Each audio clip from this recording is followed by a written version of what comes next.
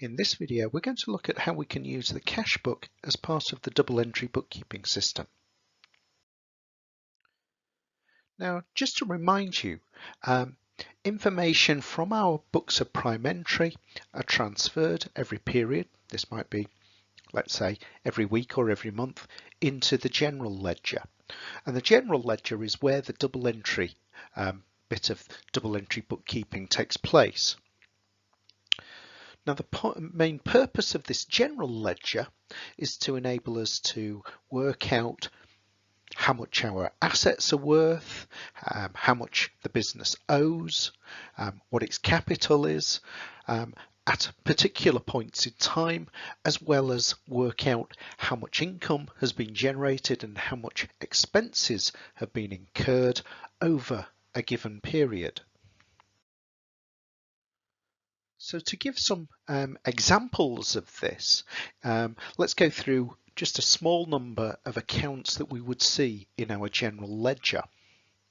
Well, first of all, we'd have our sales ledger control account, and this account enables us to calculate how much is owed to the business by all of its customers at a particular point in time, let's say the month end.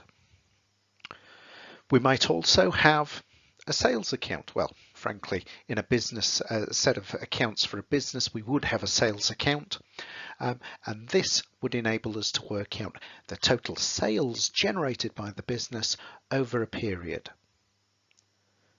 We'd also have a cash account. So the cash account in our general ledger would enable us to work out how much cash is held by the business at a particular point. And lastly, the bank account. So here, our bank account in the general ledger would enable us to work out how much money should be in the bank account, again, at a point in time, say the end of the month. But the fact is that we can adapt our standard cash book to include and calculate bank and cash balances at different points. And if we do that, then we don't really need a separate bank account or cash account in our general ledger, because the information that would be generated by having a bank account or cash account in the general ledger would already be available to us in our cash book.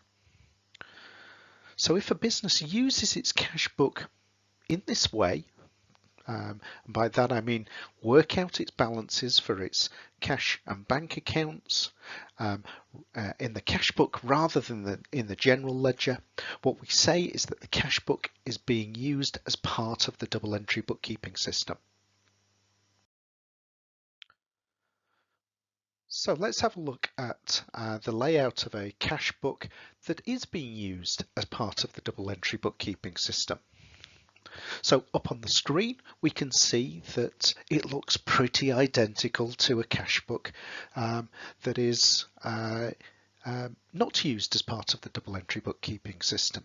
I suppose the only difference is that we might write debit side next to the cash book receipts and credit side next to the cash book payments columns.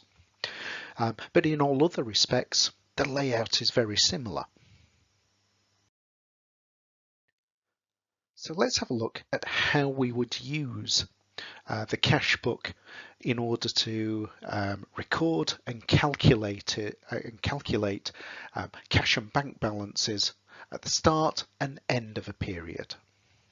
Well, in this example, we're told that we have a balance brought down of £100 in cash, and we've got a £500 overdraft at the bank.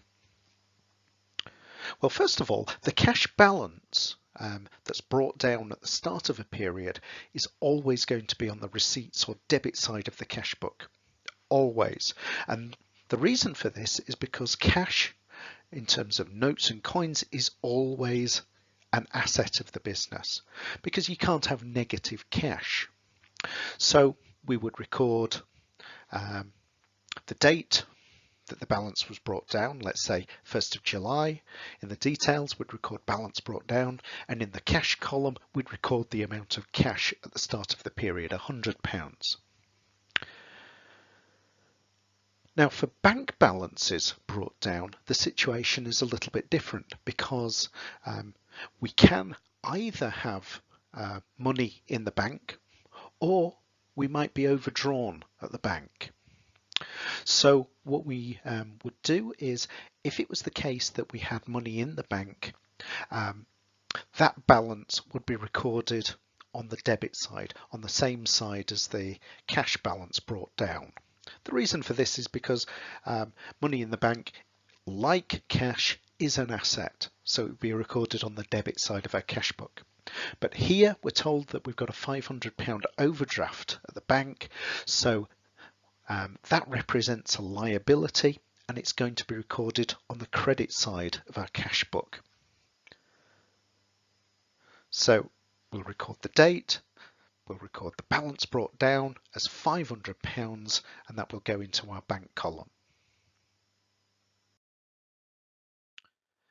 Further receipts and payments that are made during a period will then be recorded just as normal in our cash book. So we've got a few different transactions that have been recorded. We've got a couple of receipts and a couple of payments. But we would then get to the point where we want to close down the account and work out our balances. So let's have a look at how we would do that.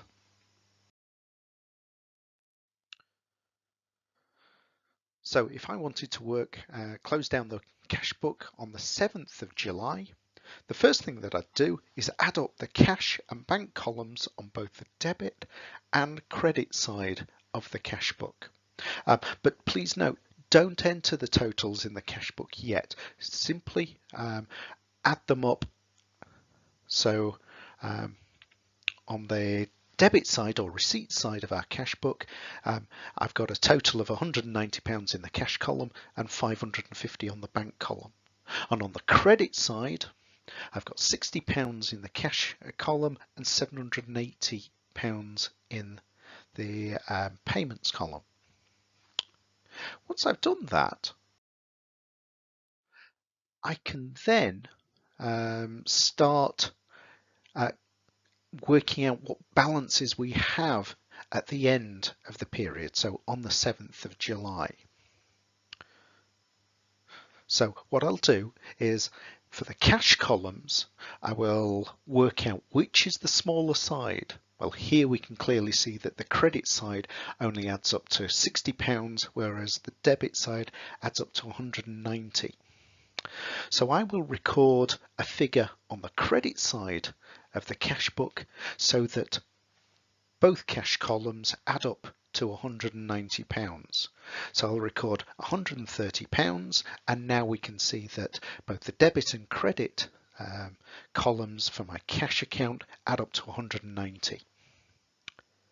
We'll then do the same for the bank columns. So at the moment I've got 550 on the debit side and 780 on the credit side. So obviously I need to add an additional amount to the debit side, so 230. And now both the debit and credit bank columns add up to 780.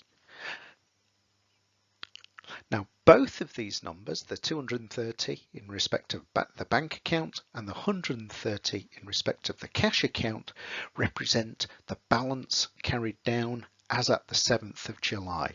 So we'll enter the date and the description there. Finally, what we can do is we can now total up and add up all of the figures in all of the columns on both the receipts and payments side and enter those amounts into the cash book. Next, we're going to bring those balances down to the start of the next period. So the balances on my cash and on my bank will be brought down to the opposite side of the cash book to the balances carried down. So what do we mean by that? Well, in terms of the cash balance of £130, The carried down figure was on the credit side or payment side, so it'll be brought down at the start of the next period on the 8th of July and recorded in the debit side of the cash book. Likewise, the bank account, well, the balance carried down at the end of the 7th of July was on the debit side, so at the start of the new period, that £230 will be recorded on the credit side of our cash book. And that is how we close down and close down and calculate the balances carried down to the next period. The only remaining thing to do is to look at what information is then posted from our cash book into the ledgers. Well, first of all, we've got to recognise that we don't have a bank account and a cash account in our general ledger because the balances are already calculated in the cash book.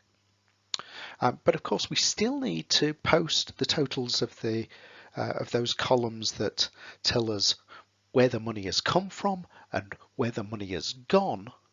That has to be recorded in our general ledger.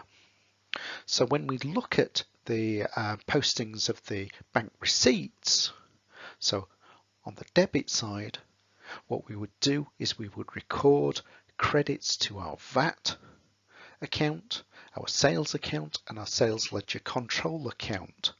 And we'll just take the totals from those columns and credit them. Now this does look a little bit odd because we don't have a corresponding debit in that postings list, but remember the debit is already recorded in that cash book. We'll do pretty much the same with our cash book payments or credit side. So here I will debit my VAT account with the £10, I'll debit purchases with 50, and I'll debit purchase ledger control with £280. Again, there is no corresponding credits to the cash or bank account because they are already recorded as credits in those accounts in our cash book. Now, with regards to the amounts that have been credited to the sales ledger control and debited to the purchase ledger control, breakdowns of the actual amounts received from each individual customer and amounts paid to each individual supplier would then be posted as normal just to our sales ledger and to the purchase ledger.